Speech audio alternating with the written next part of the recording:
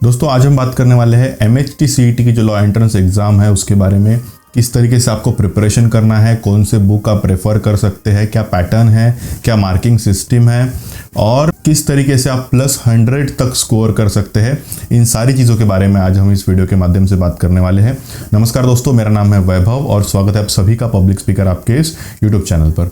तो दोस्तों सबसे पहले बात कर लेते हैं सिलेबस। तो दोस्तों बात कर लेते हैं सिलेबस की। 5 ईयर सिलेबस के बारे में पहले हम बात करते हैं, क्या मार्किंग स्कीम आपको इसमें रहने वाला है। इस पर हमने ऑलरेडी डिस्कस कर लिया, लेकिन आपको स्कोर किस तरीके से ज़्यादा करते आएगा उसके रिगार्डिंग आज हम बात करने वाले हैं। तो देखिए, आप अगर 5 ईयर लॉ करना चाहते हैं, 5 ईयर लॉ के लिए आप अपीयर होना चाहते हैं, तो आपको इस तरीके का पैटर्न जो है वो आपका एग्ज़ाम को देखने को मिलेगा। टोटल 150 मार्क्स का जो आपका एग्ज़ाम है वो रहने वाला है।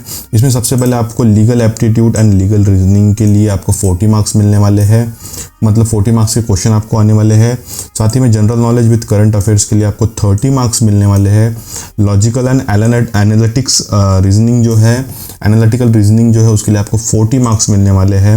उसके बाद आपको बेसिक मैथमेटिक्स और इंग्लिश ये मिलाकर आपको टोटल 40 मार्क, टोटल 150 मार्क्स की जो आपकी एग्ज़ाम है वो होने वाली है। इसमें दोस्तों सबसे पहले आपको फोकस करना है general knowledge with current affairs पे। 30 मार्क्स के लिए आपको पूछे जाने वाला है। बहुत ही सिंपल और इजी क्वेश्चंस इसके होते हैं। करंट अफेयर आपको आज से ही जो है उसको फॉलो करना शुरू कर देना है। बुलेटिन आते हैं वो देखना शुरू कर देना है। इससे आपको करंट अफेयर्स की जानकारी जो मिल जाएगी और साथ ही में जनरल नॉलेज का भी आपको जो थोड़ा सा नॉलेज है वो होना चाहिए। ज़्यादा डिफ़िकल्ट क्वेश्चन इसमें नहीं आते हैं, तो इसमें आपको 30 मार्क्स जो है वो आसानी से मिल सकते हैं। उसके बाद legal aptitude and legal reasoning में भी अगर आप 40 में से 30 स्कोर करते हैं तो लगभग 60 मार्क्स आपने यहाँ पे स्कोर कर लिए हैं। और अगर लॉजिकल रीजनिंग में भी आपको अगर 20 मार्क मिलते हैं तो ये टोटल 80 मार्क्स हो गए। और ये 40 मार्क्स से भी अगर आपको 20 मार्क मिलते हैं तो लगभग 100 मार्क्स जो है वो आप आसानी से इसमें स्कोर कर सकते हैं 5 ईयर लॉ के लिए। इसमें का जो मैथ्स होता है वो भी बहुत ही बेसिक लेवल का आता है, लेकिन इसमें इंग्लिश जो है वो थोड़ा डिफ़िकल्ट होता है स्टूडेंट्स के लिए, क्योंकि बहुत से स्टूडेंट मराठी मीडियम से आते हैं, हिंदी मीडियम से आते हैं। इवन इंग्लिश मीडियम के स्टूडेंट्स भी हो तो थोड़ा इंग्लिश का जो क्वेश्चन पैटर्न इनका है थोड़ा डिफ़िकल्ट होता है, लेकिन आप आसानी से इसमें 10 मार्क भी मैंने आपको बोला है कि 40 में से आपको 20 मार्क भी आप अगर कवर करते हैं तो आप 100 मार्क्स जो है वो आसानी से 5 ईयर इंटीग्रेटेड जो कोर्स है LLB का उसके लिए ले सकते हैं। अब बात कर लेते हैं 3 ईयर लॉ की। 3 ईयर लॉ के लिए जो मैथमेटिक्स का पोर्शन है वो नहीं है। इसमें आपको देखिए 3 ईयर LLB के लिए आप अगर CET देना चाहते हैं तो आपको लीगल एप्टीट्यूड पूछा जाएगा, general knowledge with current affairs पूछा जाएगा, लॉजिकल एंड एनालिटिकल रीजनिंग जो है वो पूछा जाएगा और इंग्लिश आपको 50 मार्क्स के लिए पूछा जाएगा। इसमें भी दोस्तों देखिए, आपको अगर इसमें से 40 मार्क जो है वो आपको जनरल नॉलेज के लिए पूछे जा रहे हैं, करंट अफेयर्स के लिए पूछे जा रहे हैं, ये 40 में से 40 मार्क्स आपको लेने ही लेने हैं। लीगल एप्टीट्यूड में अगर आपको 20 मार्क मिलते हैं तो ये टोटल जो है वो 60 मार्क्स हो गए। इसमें आपको अगर 20 मार्क मिलते हैं तो ये 80 मार्क्स हो गए। और जैसे मैंने इंग्लिश में आपको बोला है कि इंग्लिश थोड़ा डिफ़िकल्ट आता है, तो इसमें आपको 20 मार्क भी मिल गए, तो आप जो है वो +100 3 ईयर लॉ कोर्स के लिए भी स्कोर कर सकते हैं बहुत आसान तरीके से। जैसे मैंने बोला कि इंग्लिश के क्वेश्चन थोड़े हार्ड होते हैं, जनरल नॉलेज और करंट अफेयर्स के लिए आप अच्छी तरीके से प्रिपेयर करके इसमें 40 में से 40 मार्क ले सकते हैं। इजी क्वेश्चंस इसमें आते हैं।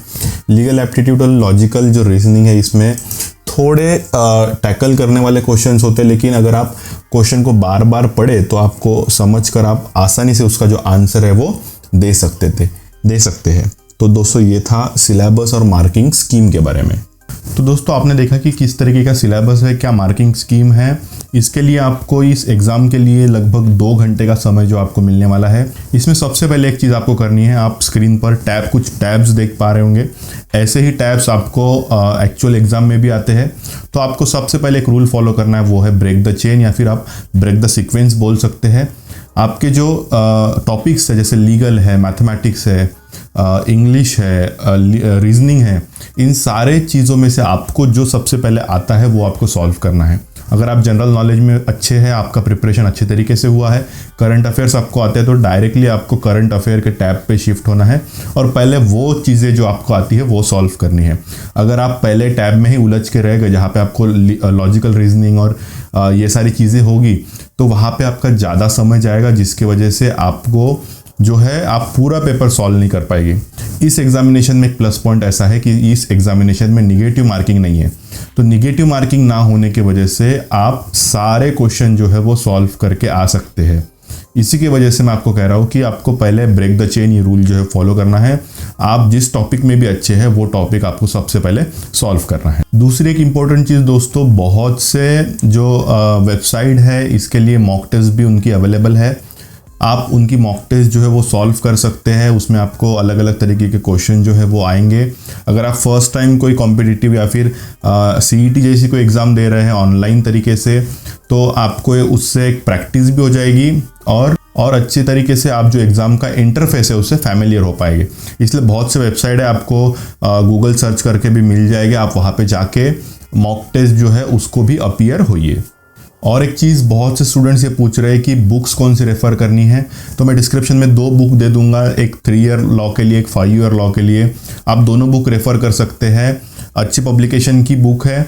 आपको अगर बुक लेना ही है तो आप ये बुक लीजिए, मैं आपको प्रेफर करता हूँ, जिसकी वजह से आप ज़्यादा से ज़्यादा मार्क्स स्कोर कर पाएंगे। अगर आप मार्क्स स्कोर नहीं करते हैं तो आपका क्या लॉस होगा, तो आपको जो मनचाहा कॉलेज है, आपका जो मनपसंद कॉलेज है वो आपको नहीं मिलेगा।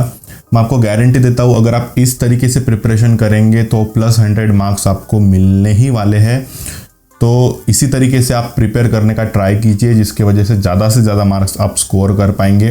तो दोस्तों, आशा करता हूँ इस वीडियो के माध्यम से आपको पूरी जानकारी मिली होगी। अगर आप चैनल पर नए हैं तो चैनल को सब्सक्राइब कर लीजिए और नोटिफिकेशन को भी ऑन करना ना भूलिए, क्योंकि इसके बाद आने वाले सारे वीडियो आपके लिए बहुत हेल्पफुल होने वाले हैं। अगर आपको कुछ भी डिफ़िकल्टीज़ है तो कमेंट के ज़रिए या फिर इंस्टाग्राम पे आप मुझे पर्सनली मैसेज कर सकते हैं।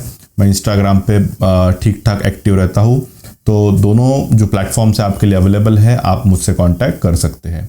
तो मिलते हैं अपने अगले वीडियो में, तब तक के लिए नमस्कार।